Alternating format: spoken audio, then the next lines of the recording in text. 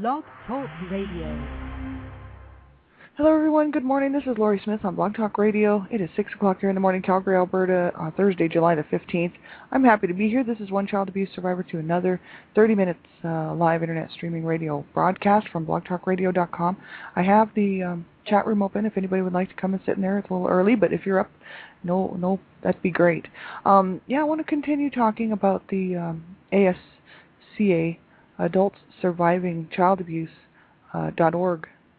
.au. That's in Australia, and I really like their website. They have some good information, different information on there than I've seen. A little bit different. It's always nice to run into something with some extra information, right? And so that's what we'll be taking a look at again this morning, and then maybe even tomorrow morning if we don't finish it up. But I'm glad to be here and hope everybody's well. I'm just drinking coffee, trying to wake up and start my day here. It's not a professional show. I always say this on every show. I'm not a counselor. I'm not a therapist. I don't have any certificates in those areas. I'm just a person who pays to do my blog talk shows because I really wanted to get the information out. So you have to listen at your own discretion.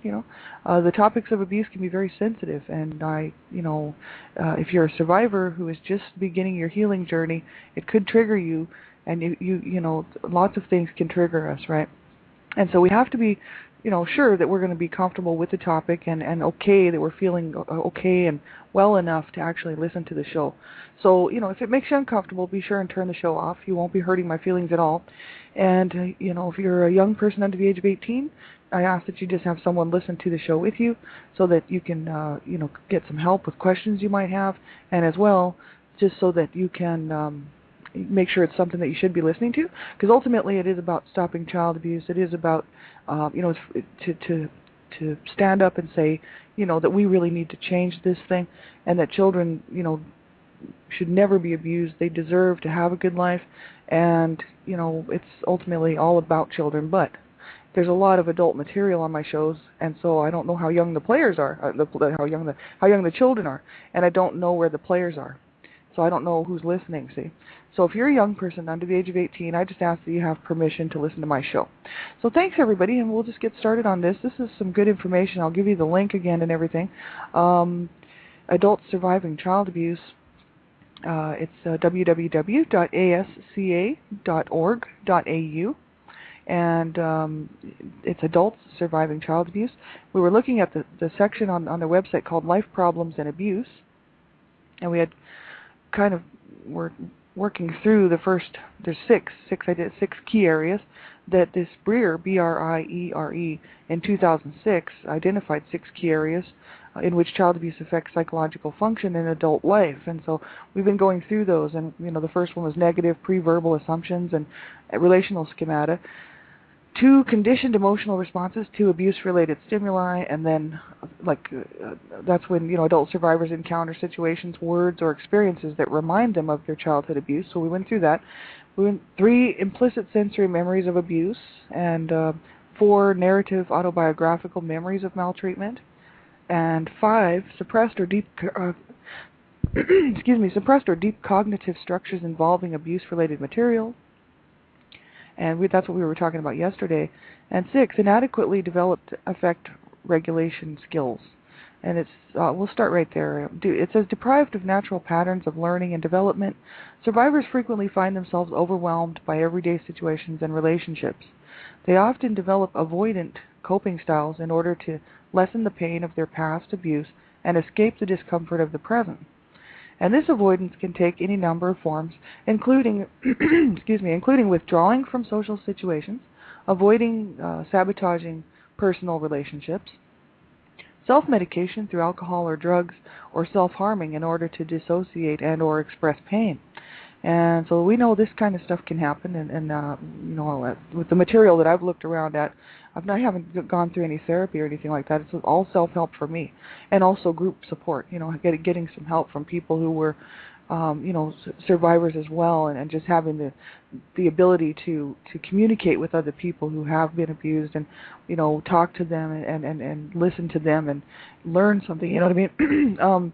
I haven't gone through any therapy or anything like that, but just from what I've seen out here, this is very true, and what I experienced. So I know that there's a we all experience different things, you know what I mean? And we all go through different things as survivors. No one's the same, and of course, no one on the planet is exactly the same as the other one.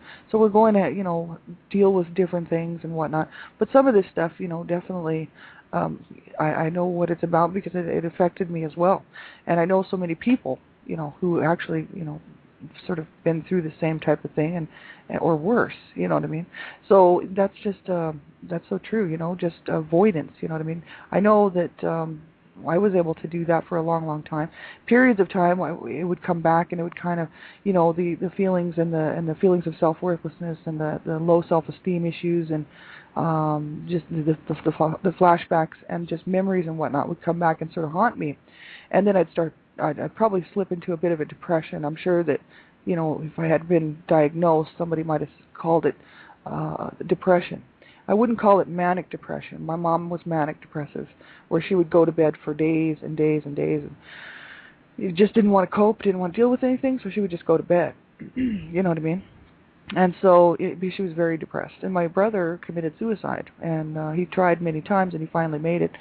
And so he was depressed as well, I would say. If someone had diagnosed him, I'm sure they would have said that he was very depressed. So depression kind of runs in our family, right?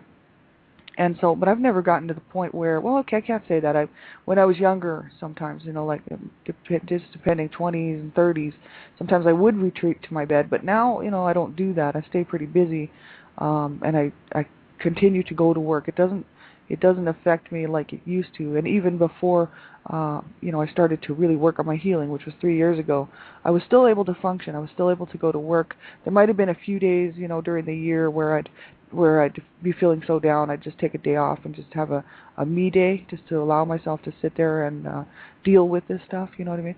But I wouldn't go for weeks at a time or, months at a time, and I know this can happen to people, and it's horrible. It's absolutely horrible. You have to get some help for that, you know what I mean? It's just not fair to yourself. It's not fair to us to suffer like that, after surviving child abuse. And that's the whole issue. Anybody listening who hasn't been abused as a child, it's good for people to sort of understand, the whole, after being abused as a child, then you go through these adult survivor issues of whether it's a post-traumatic stress disorder, depression, a DID, just so many different things, happen along the road, psychologically, that survivors have to deal with quite often. And, so they've survived a childhood of abuse and then go on to live these horrible adult survivor, issues throughout their life, right? And so if they don't get help, if we don't get help, it can continue on and on and on, like it did with my mom. She was abused as a child, and see, I saw the full cycle. I don't know about my grandmother, but I know my grandmother abused my mom, and so the whole thing is my mom, I got to see the full cycle because she was depressed all the way up until she died, and she never got any help. She told people about the abuse and whatnot that she suffered, but she never got any help. So then she was in a horrible marriage, so she really couldn't cope, and look for that hope or that help, she didn't reach out. And that's why I keep saying, everybody just keep reaching out.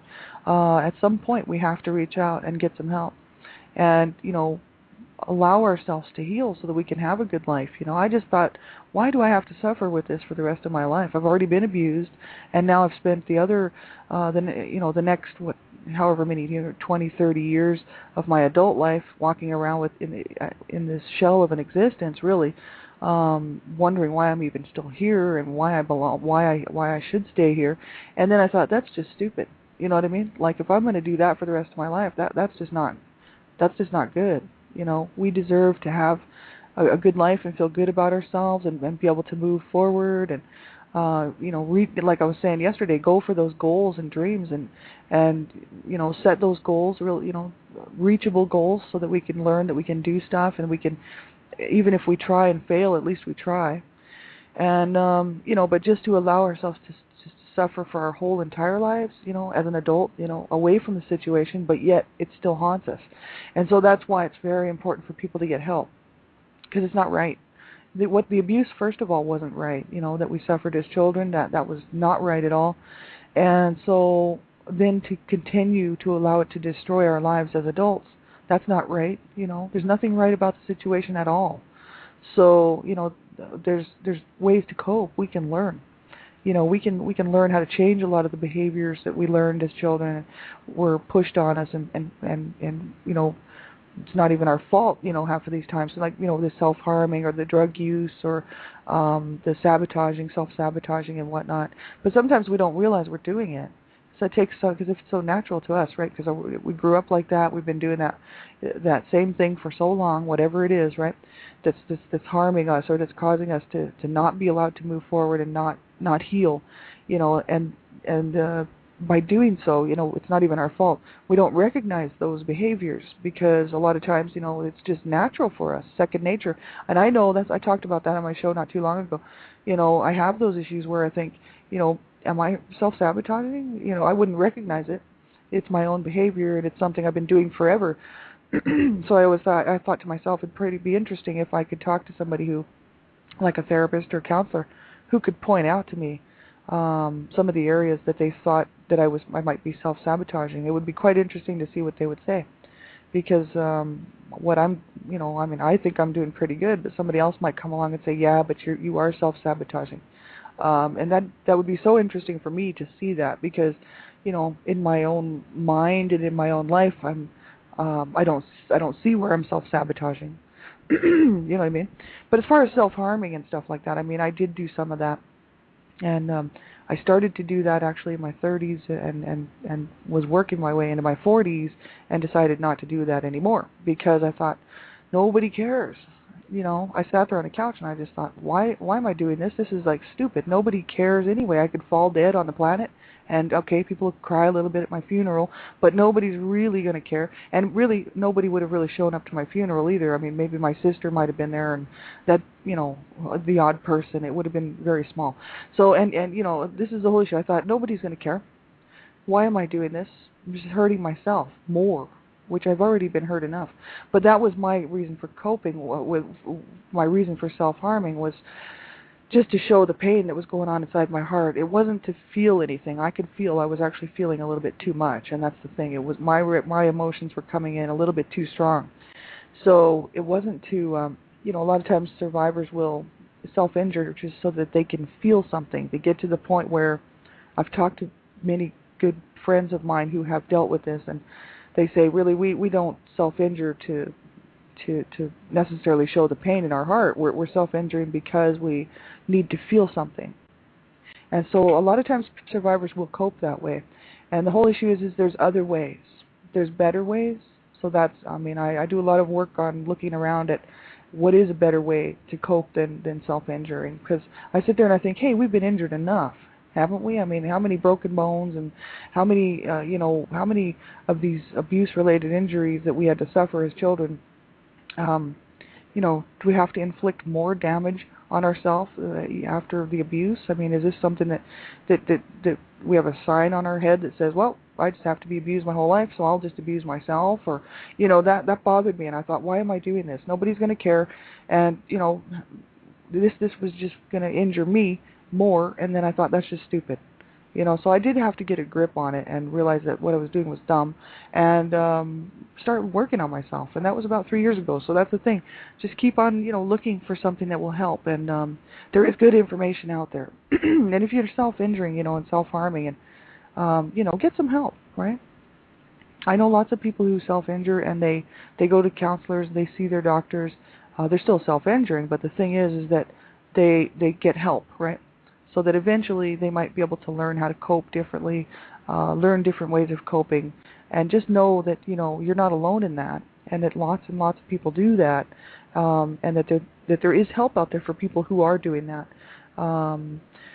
You just have to look around on the web, just type into your browser, self-injuring, self-harming, and whatnot, and all kinds of websites will come up with all kinds of good tips on how to not self-injure and do something else instead. That's better for you, right? That's the thing. So, avoiding or sabotaging personal relationships. I know that I did that. I would definitely avoid relationships, especially with men. You know what I mean? I didn't trust men, and of course, I liked men. You know what I mean?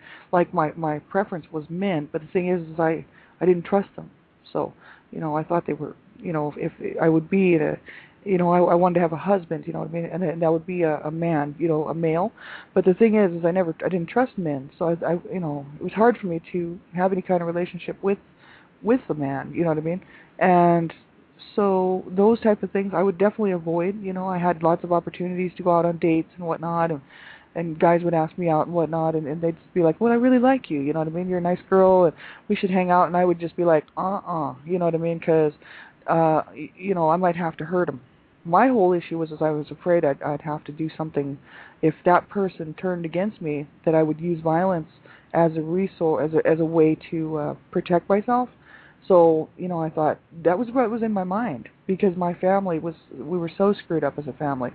So I was thinking, no, because then if this person makes me have any kind of fear, I'd probably lash out and hurt him. You know what I mean? So that's the thing. And I had a guy this is a guy that actually liked me many, many, many years ago when I was in my 20s. He's like, well, I really like you, and we should get together, and we could hang out, boyfriend girlfriend thing, and he wanted to marry me, and I was like, you know what? You don't even know me. You know what I mean? Like I could hurt you extremely badly. You know what I mean? Like that's my protective measures were so entrenched that all I could think about was if that person did something to hurt me, that I would probably hurt them. I don't think I would have killed them, but I would have definitely hurt them. And so that was the thing. I couldn't even allow myself to be in a relationship for so many years until I got myself straightened out a bit. You know what I mean?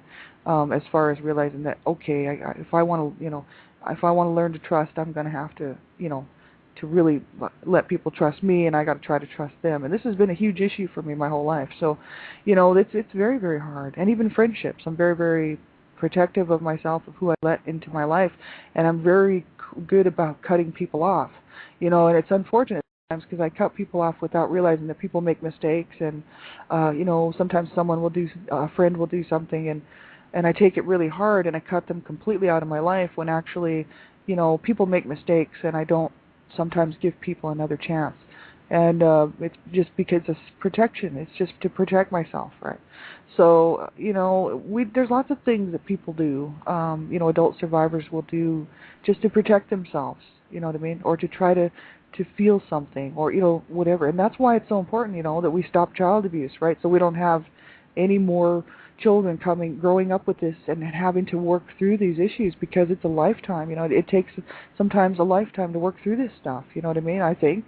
I can't imagine that it doesn't affect us all in some way for our lives, because we have the memories. We know what happened to us. You know what I mean? We know what the issues were, what the problems were. And I don't see, if you could completely wipe out your memory, well, that's one way to forget about it. But then then we lose ourselves along the way. And I think that that's the whole issue with that. You know what I mean?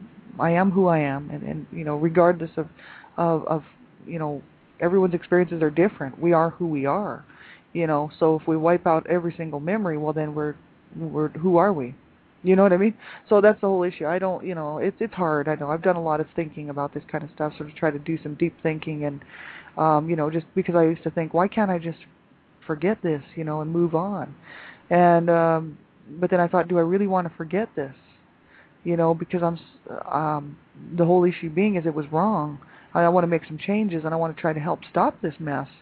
So if I go and forget it, well, then it won't do me much good to try to help people, because it'll be gone. You know what I mean? So my whole goal is to stay involved with child rights and to stop child abuse until the day I leave this planet, right? So, hopefully I'll have many years, but we don't know. But that's what I'll be doing for the rest of my life. So I thought, no, I don't want to forget it. What I want to do is make peace with it. And, that's the whole thing. I had to learn how to kind of forgive, you know what I mean? I really wanted to forgive my abusers and forgive people, because I want to be forgiven. But the whole thing is I didn't want to forget, because I know what happened to my brothers, I know what happened to my sisters, I know what happened to my mom, and I know what's happening out there right now to all these children who are being abused, and all my friends who are survivors of child abuse. So this is the issue. It's not necessarily that I want to forget. I just want to make peace with it, and make peace in my heart of who I am. You know what I mean? And that's such a great feeling, actually, to be where I am today. Because 3 years ago I was contemplating whether I should even stay on the planet or not. I used to try to devise all kinds of ways of how I could kill myself without, any kind of a mess. You know what I mean? I'd be like, well, I could just drive off the Grand Canyon. There were so many things that I used to think about. I didn't have suicidal tendencies, I don't think. Like I never tried to commit suicide. But the thing is I would think about it. I had suicidal thoughts, because suicide was in my family. My brother killed himself. My dad actually tried to kill himself by running down the freeway in the middle of the night naked, couple of times he went out there and tried to kill himself, and who knows how many times he really did. He tried to drive me and my sister and himself over a cliff one time in his car. There was a lot of talk about suicide in my home. We grew up with two parents who were always talking about killing themselves and everybody else. Like that whole family thing where families will say, I'll just kill you and I'll kill us all, right? Well, we heard that like on a regular basis. So, when you grow up like that, it's hard to stay alive. It really is.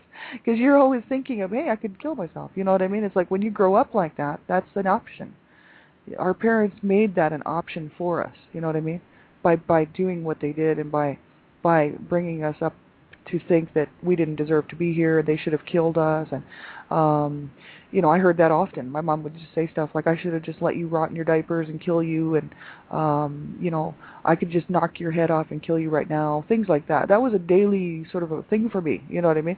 So to think about ending my life was what my parents taught me to do. Our parents taught us to kill ourselves, right?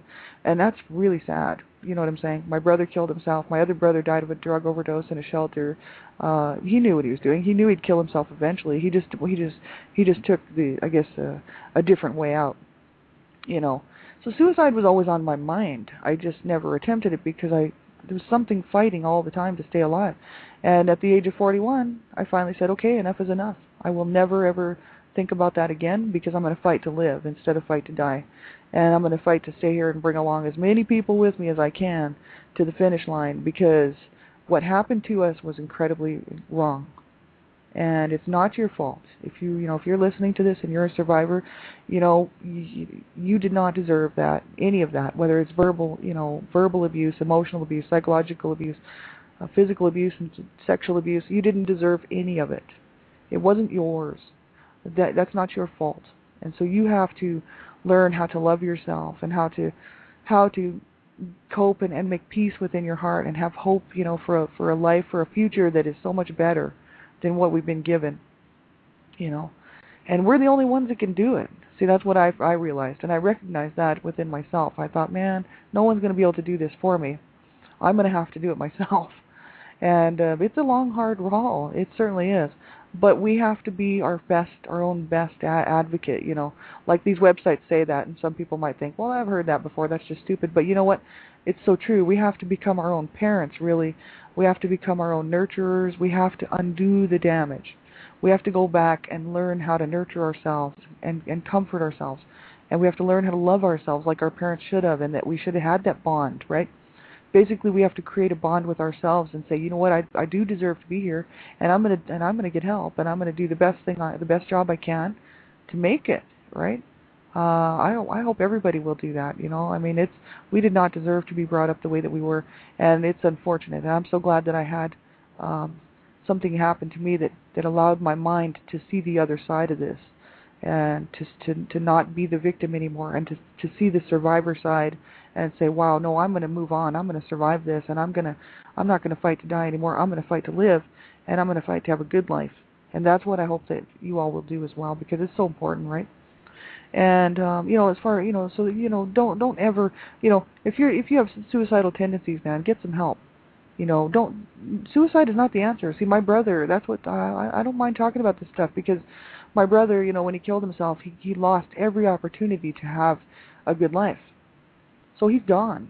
He will never ever get to know what it's like as an adult to feel good about getting up in the morning and saying, hey, I am Robert Smith, and I belong here, and what happened to me was wrong, and what my parents did to me was wrong, and I'm going to fight to live, and I'm going to have a good life. And you know what I mean?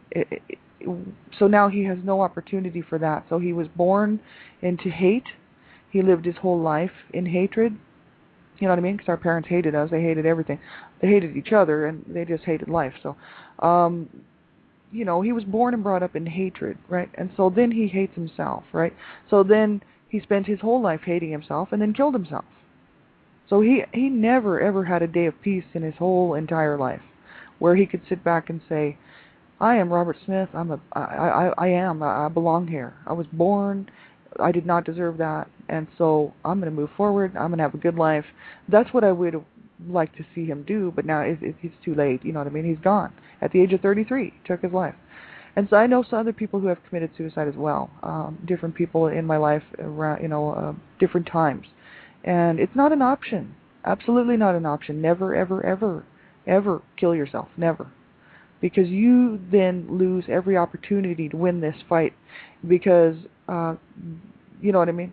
You're the only one that can do it. But then you got to remember that you do deserve to be here. If you were born on this planet, you deserve to have a good life. You know what I mean? So never ever do that, because that's not, you never get to make peace with yourself. You never get to make peace with this life. You know what I mean? And with who you are. And that makes me sad, because my brother was very talented. He was a guitar player. He was in a band. He loved music, and he had friends. You know what I mean? He was a good guy, but inside of him was this horrible, probably a hell that he was in for so many years. You know, pretty much from the time he was born, right? Because our parents created a hell for us. You know what I mean? And so if we had to learn, any one of us that actually survived it, which there's only 3 of us left now, but we had to learn how to sort of crawl out of that hole of hell that was created for us, And my other siblings are just handling it a little differently, but me, I'm speaking out, because I'm like, no, I want this to be out. I wanted to tell my story so that everybody would know what happened to my brothers who died, and no, everybody just thought that they were just such losers, and I wanted people to know what happened to them as children, so that they, in the future, anybody looking in on the situation would see what my parents did to us. Because there was there was an intervention done, CPS, DHS, whoever it was, but so many people, that was a long time ago, back in, I was like 2 years old or 1.5, just a baby, and so many people later in life didn't know about that, and they thought my parents were so cool and so great, as they kicked the crap out of us and ruined our lives, and then they would show up for dinner over at somebody's house, and everybody would laugh and carry on and have coffee, and then they'd go home and the whole thing would start all over again. And so, I wanted people to know the truth. And I thought, no way am I going to the grave with this. My parents had a lot of support, They had a lot of supporters, they had lots of friends, and nobody cared what they did to their children. But they only cared about what was happening to my parents. My parents were very good at soliciting support. They wanted empathy. They were always talking about, oh, poor me, look at me, and no one cared about the kids at all. So, this is the thing. I thought, no, I'm telling my story. I don't care who it hurts, to be honest with you. Silence is the problem with abuse, right? And that's why, it's really important to have someone to talk to and speak out, because, suffering in silence just allows the abuser, first of all, to get away with what they did. And also, and of course, they like that, right? They don't want to have to be brought up on charges, especially, and they really don't want to have society looking at them, or their friends and whatnot, looking at them as if they're, scum, which they really are for doing what they did. So that's the whole issue. It's, silence is the problem with abuse, and I'm glad. I'm so thankful to Dreamcatchers for Abused Children, Donna Shear, Sandra Potter, for allowing my voice to be heard and publishing my book, A Life of Death, The Redemption. And I hope that people will get a copy. All the proceeds are going to Dreamcatchers for Abused Children, and to help stop child abuse, right? And I'm so happy to get my voice out there for my brothers and for every single child on this planet who ever was abused, ever, and who is being abused right now, and who will be abused, right, in the future, right? We need to stop this. We need to really stop child abuse. So thanks, everybody, for tuning in. We got about a minute left. We'll continue on with this tomorrow, and taking a look at more of the ASCA, www.asca.org.au. And it's a great website. I hope everybody will check it out. Have a great day, everybody, and we'll talk to you again tomorrow morning. I'll be back on Same time, 6 o'clock a.m., One Child Abuse Survivor to Another. If I can do anything, help you find resources or just be a friend, let me know on Blog Talk or Facebook. I'll be around. And make sure you take care of yourselves and get some help. Don't suffer in silence and on your own. There is help out there. Keep that in mind.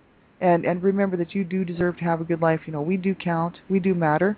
And it's very important for you to learn how to love yourself and learn how to nurture yourself and be good to yourself, okay? We'll talk to you real soon. Bye-bye.